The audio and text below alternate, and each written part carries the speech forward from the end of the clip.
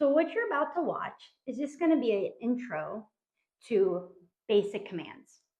Keep in mind that we work a lot of different dogs.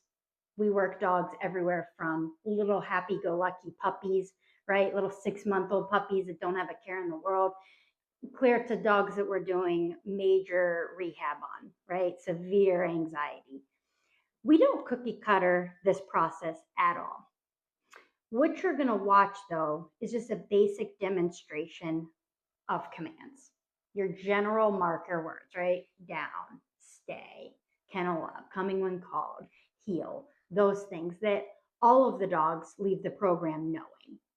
Just understand that as you're watching this video, when you come for your actual lesson with your dog, we may tweak the program a little or a lot to fit the needs of you and your dog, right?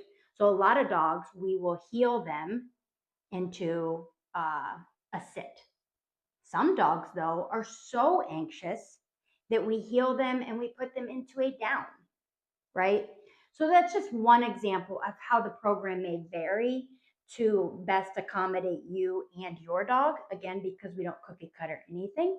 But this video is going to help you just see the basics.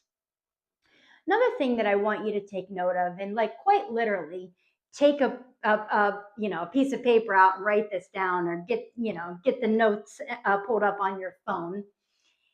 We train all the dogs to understand that their name implies movement. Let me say that again. Their name implies movement. So already start to think in that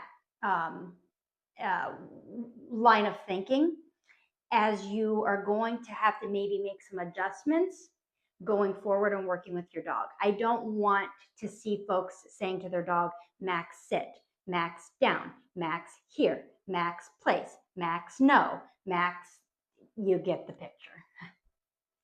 Their name implies movement. So if Max is in a downstay and I'm ready to go to work and I need to kennel him up, I will say, Max, here, kennel, right? Because I needed Max to move. If Max is in a downstay and he sees a bug crawling across the floor and he goes to inch or scoot or get up to go investigate the bug, would that be the time to say, Max, no? Of course not, because I don't want Max to move. I want Max to stay. So if I saw Max, who is laying in a downstay, and he wanted to go, follow this bug, and he stands up, I would simply go, no. And Max would absolutely know that I was talking to him, even though I didn't use his name. So the big message here that I want to send is don't overuse the dog's name. We need to use the dog's name, of course, but just remember their name means, yep, I'm Max, but also typically when I hear Max, I need to move. Okay, so we're not going to overuse the dog's name. So again, this video is just to help you see the general basics of the commands. Just understand that when you get here, you're working with us directly with your dogs. A little bit of this might vary here or there, but this is a good foundation for you. Thresholds. I always tell folks the walk starts before the walk. The walk starts at the threshold. If you don't have your dog's focus and attention at the threshold, good luck having their focus and attention at the park or at the cafe or walking down the street. Now really think about that. The walk starts at the threshold. Okay? So you got your dog already, you got the leash on, right? You're going for a walk. Here's where the walk starts, inside your home. Heel, heel. Good. Open the door, sit. Ask for that sit.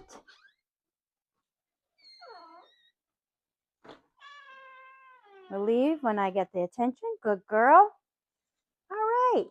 I have my dog's attention. Now we'll go for a walk.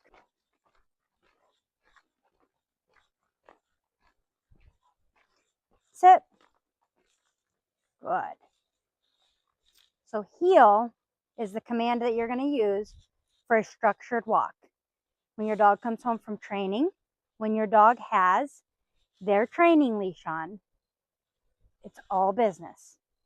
Heel is a structured walk where the dog is on your left-hand side. They should be in follow mode with their feet slightly behind your feet, really with their shoulder at your knee, placing them in follow mode. Then by default, that places you in lead mode, where you set the pace of the walk. You decide when you're going to stop, when you're going to turn. You're flying the plane. The dog's not even the co-pilot. The dog's a passenger. You are running the show. Heel is the command. Leash is short but not tight. When you come to a stop, the dog should sit and remain in a sit. So as I'm talking to you right now, the dog has been taught to sit until I say heel, and then we start walking.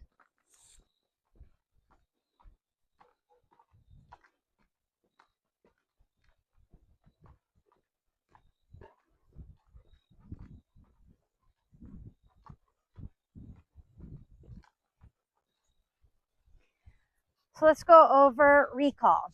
There's a couple of different styles of recall that you can do. So she's out, she's just doing her own thing, sniffing around, right? I'm going to show you what a focused recall would look like, what the expectations of a focused recall would look like. Get her distracted. Lennon, here. Good. Sit. Good. That's a focused recall. So you say the dog's name, Lennon, here. And then when she gets to me, I ask for a sit. No. Sit. You do not want the dog to walk off the job. I called you for a reason. You can't come, get your pet, get your scratch, and then walk off again. So I'm glad that she showed that. That's a what not to do, right? So she came back, and now she's going to lay there and chill out until I release her. Break!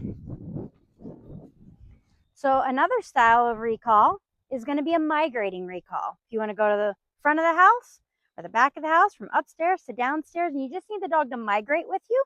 You don't need a fancy sit. You don't need them to heel next to you. You just need them to migrate with you. That's going to look like this.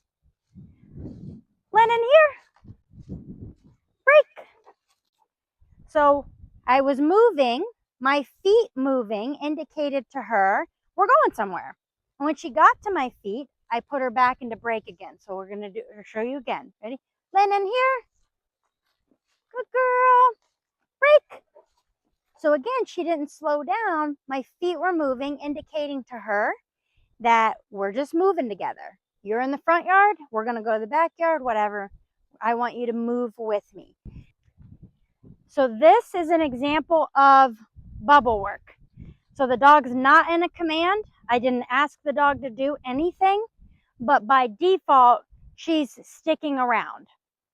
Everybody can choose how big they want their bubble to be. My dogs personally have a pretty big bubble because I live on a large piece of property.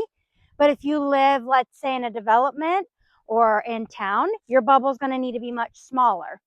And how you create the size of your bubble is you decide how far away you want your dog to get by default, and then you call your dog back to you.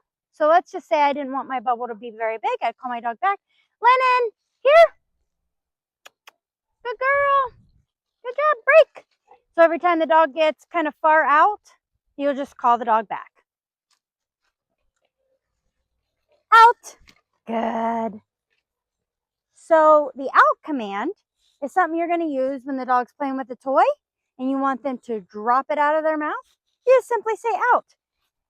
If they don't, it's okay for you to give them a minor correction to say, hey, you didn't listen to that command. I told you to out that toy and you didn't. So the command to drop the toy is going to be out, O-U-T. All right, so we're going to go over the down command, okay, and down stay. This is really important. When you tell your dog down, your leash cannot be tight.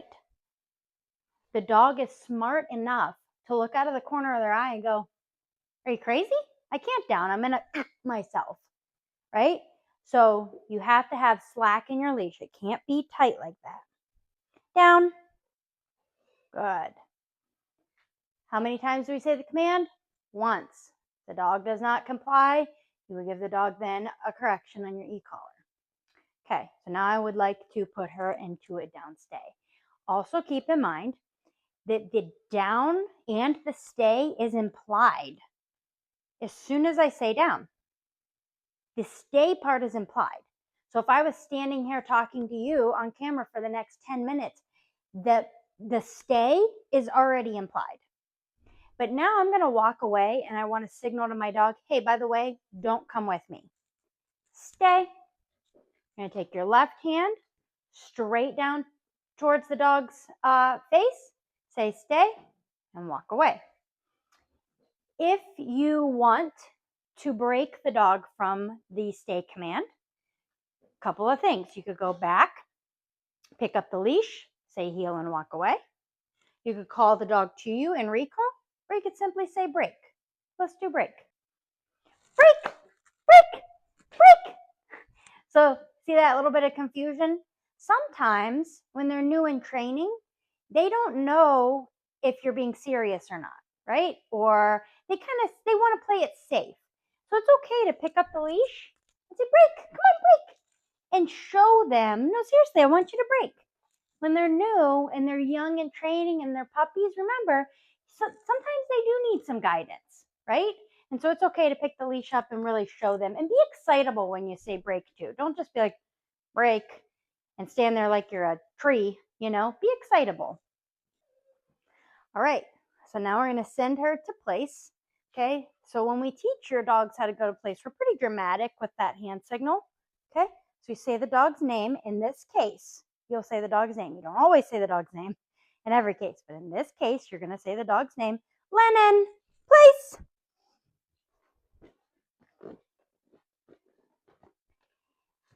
Dog should go there and give you an auto down.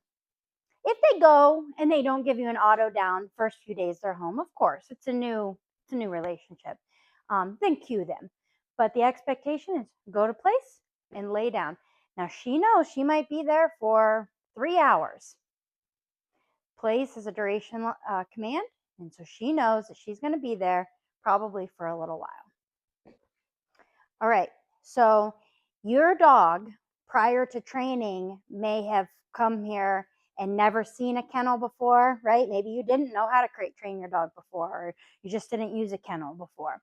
So again, you're going to have your leash on, and you're going to do some repetitions on sending them to kennel. They'll come from here knowing it as a command. I'm going to show you the expectation. Lennon, kennel. Down. Very good. We teach them, go to your kennel, lay down, and relax. Again, this is something I'm going to want you to practice with the dog on the leash in case you need to give some guidance at first. Your kennel may look very different than our kennel, right?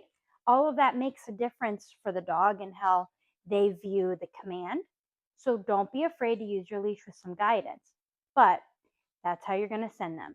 With your index finger, you're going to say kennel.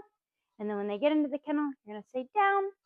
Then when you open the door, opening of the door, see how she kind of wanted to? But the opening of the door does not signal to the dog that they get to bolt out. I also don't want you to open the door and be like, doing this. Open the door. If they come out without being invited, correct them. On the remote, correct them. Because we've trained them not to do that. When you're ready to call the dog out, you just say, Lennon, break. Good girl.